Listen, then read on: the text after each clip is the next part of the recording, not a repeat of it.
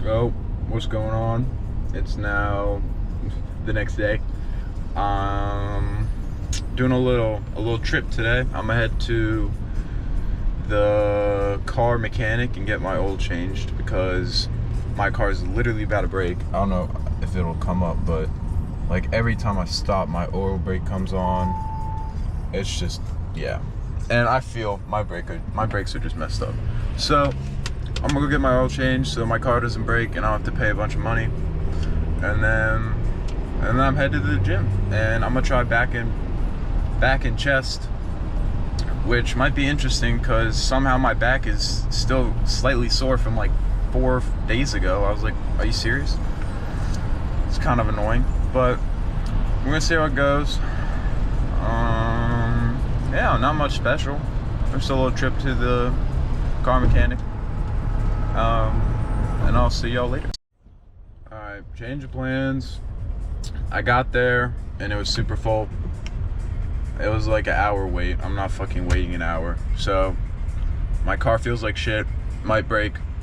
And now I got another 20 more minutes to drive to the gym, which is great. I might try to stop somewhere after the gym to get it fixed because it's really bad, but we'll see. Alright, I decided to mix up the pre into a drink.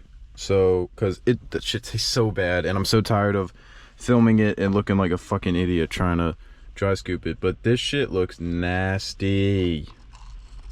Look at that. Ugh. I mean, I'm gonna drink it, but like, all done. It's like, I don't know how to describe the taste. Like, imagine you eat a raspberry that is like jam-packed with like toxins. I don't even know. Like, it's like a super sour raspberry, and you know raspberries are already kind of sour, so it's like a raspberry with like the taste of 10 raspberries in one, plus artificial toxins. So not super good, but got it down, and we're gonna go to the gym. Yo, what's going on? This is my late night breakdown of the workout. I started off with lat pull downs for the first time in months, probably since last summer, since I've done these. Um, I mean, after doing them and rewatching, I got a few form tweaks I want to do. I might lower the weight a little in the next few sets, um, to be able to get it to my chest a bit more. And it looks like if I keep my elbows more, like, kind of think of like pulling my elbows to my hips, that might activate my lats more. But I'm cutting these short because they're long sets and there's no point in showing the entire set.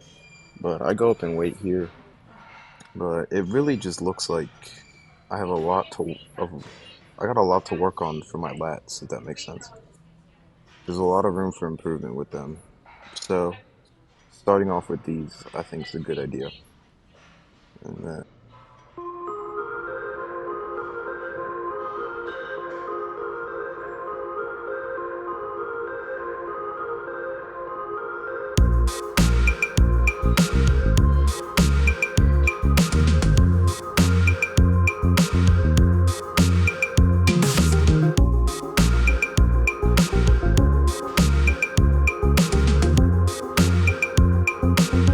next, I go back into rows again.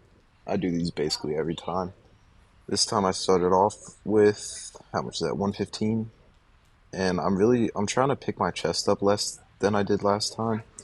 And of course I have my thumb over the bar instead of under, so it's more of an overhand grip, focusing more on the back.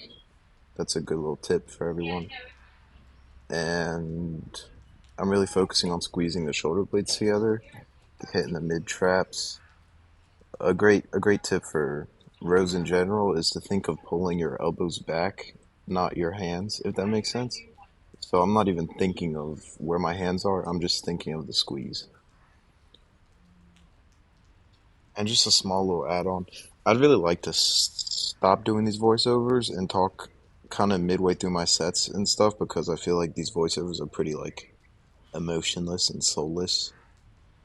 but I just don't know if I'm comfortable enough talking in the gym yet. But I might give it a try, just like talking between sets about how it's going, because I think it'll be more enjoyable for me and for anyone who watches, because I know that these voiceovers are kind of like tired, quiet, emotionless, but I mean, I don't. What can you do?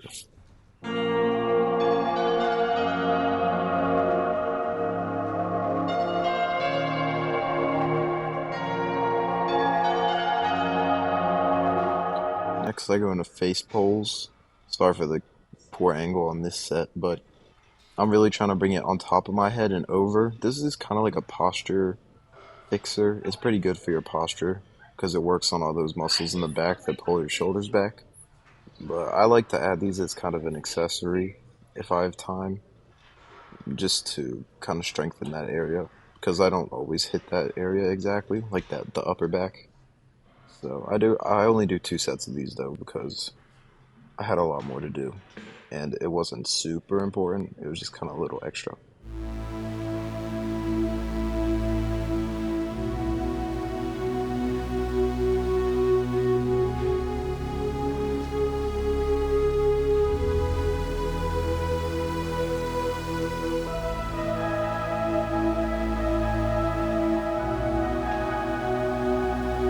Next, I go into a new movement that I've actually never tried, but it felt it felt pretty good. I don't know what these are called. I call them like polocross, lat polocrosses.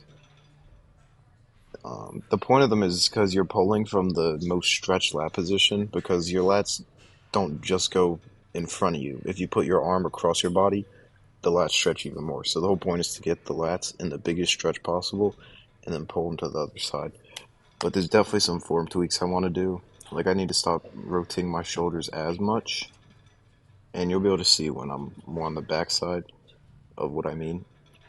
And I need to focus on pulling my elbow down, like out in front of me instead of into me, because then it'll activate more of the lat mechanic that, like, when you pull straight down, you use your lats, like in a pullover.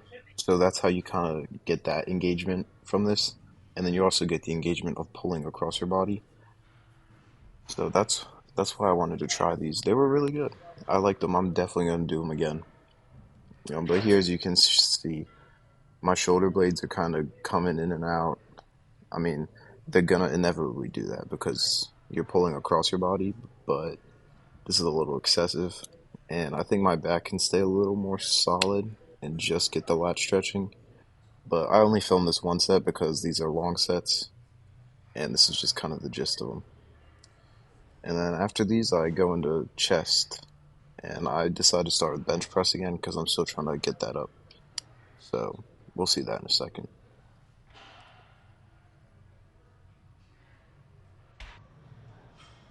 So I start with 185 here, and kind of just to gauge how my chest feels after hitting back. It felt pretty good. I mean, I did 6 reps, which was about average for me right now. It's the same as I did last workout, so not too bad. And then I go into 205 here again, and I'm still stuck at 3 reps. These 3 reps were kind of a struggle. Like the first 2 move fast, but then I get on the last one, and it's like it takes me a minute. So I drop back down to 185 after this just to rep out a few more. And I only did 3 sets because I was tired, I was fatigued, and I had more chest stuff to do. So this was definitely more of a back focused day as I did 4 back exercises. And chest I'm only doing 2. No, I did 3. And then I went into machine and I decided to do machine because I was already tired. I'll talk about that after the video, so but I start with a 45 and a 25 on each side. This felt pretty easy, so after this set, I up it to 90 on each side. And then I do 2 sets of 8, which they felt really good. Honestly, I actually really, really liked the machine. I didn't expect to, but it was pretty good. After thinking about it, this is definitely going to be my last voiceover, or at least for now, until I get a better quality microphone. The quality's too bad and it's too boring, so I'm gonna be doing something else. I just want to note that after the chest press, I go into cable flies, and I did 3 sets of cable flies. No, I only did 2 sets of cable flies because my chest was already so tired. But I did not record those because it's kind of a tricky spot to record, and they're kind of lame, so I didn't really see the point of recording them. But after I did those, I went into posing, and the posing felt pretty good. You'll see that in a second. This is my last set. I think I only get up to like 6 reps here, but each time I have one last really good rep, so I was happy. Posing, looking pretty good. Pretty good. Chest was really pumped. So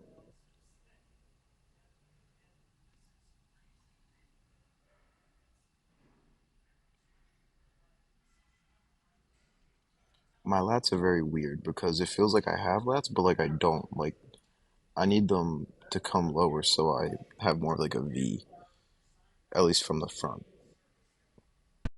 All right, lift is done. I'm not sure if the GoPro's gonna die. We'll see, but you know how I felt about back and chest together. It's I mean, it felt okay. I mean, obviously I was fatigued when I was hitting chest, but that's why I'm just gonna switch which ones I do first each time I do that. But I mean, I wasn't lifting much lighter than normal, so I mean, I didn't mind it. It was okay. After I had cardio, and then now I'm about to go to the lube center and get this sucker oiled up because it needs some oil. The chest pump was pretty crazy. I mean, it felt crazy. That felt like the tightest chest pump I've had. I mean, I did fuck, I can't even talk anymore. I did the machine incline press instead of, sorry, I'm trying to get onto this fucking road, but people won't let me in. I'm going, fuck it. Fuck these people. But yeah, I did the machine incline instead of dumbbells because I knew I was fatigued, and setting up for dumbbells and stabilization, it's trickier. So I just decided to do incline and just kind of get that chest stimulus. But otherwise, it was pretty good. Yeah, I'm gonna stop at the grocery store, get a nice smoothie, and then head home. I'm just hoping like keeping up with a split like this isn't gonna be too much volume, because obviously I'm not on roids. I have normal recovery, so we'll play it by ear and see how it feels. And